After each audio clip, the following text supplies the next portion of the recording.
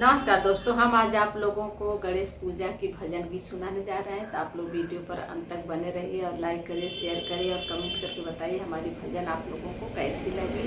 और कमेंट में आप लोग जय श्री गणेश जी जरूर लिखिएगा। तो चलिए हम आज आप लोगों को भजन गीत सुनाते हैं।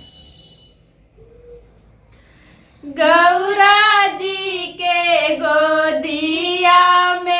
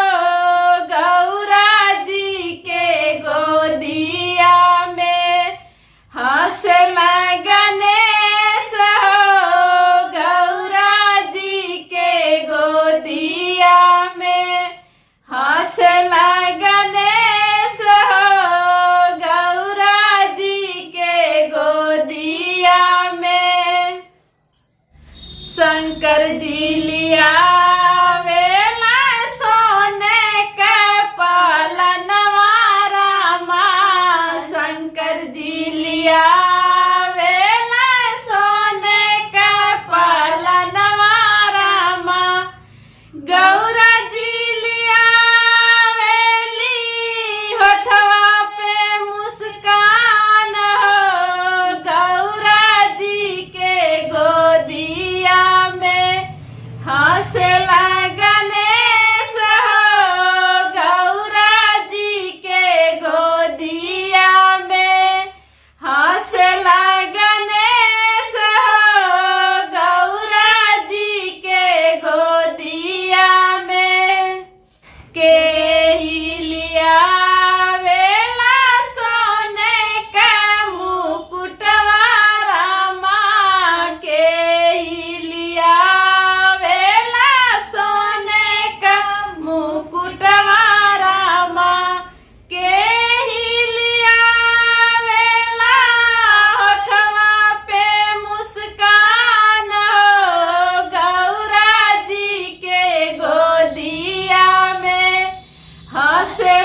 गणेश हो।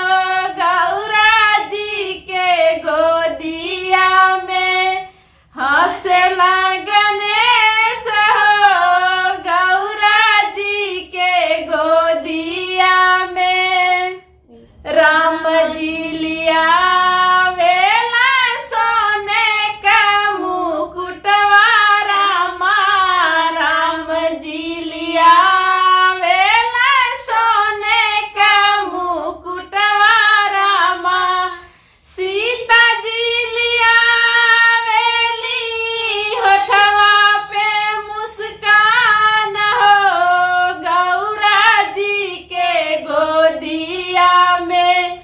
हंसला गणेश हो। गौरा जी के गोदिया में हंसला गणेश हो। गौरा जी के गोदिया में के ही लिया वेला हाथ का कंगनवा रामा। के ही लिया वेला हाथ का कंगनवा रामा। के ही लिया वेला होठवा पे मुस्कान हो। गौरा जी के गोदिया में हंसला गणेश हो। गौरा जी के गोदिया में हंसला गणेश हो। गौरा जी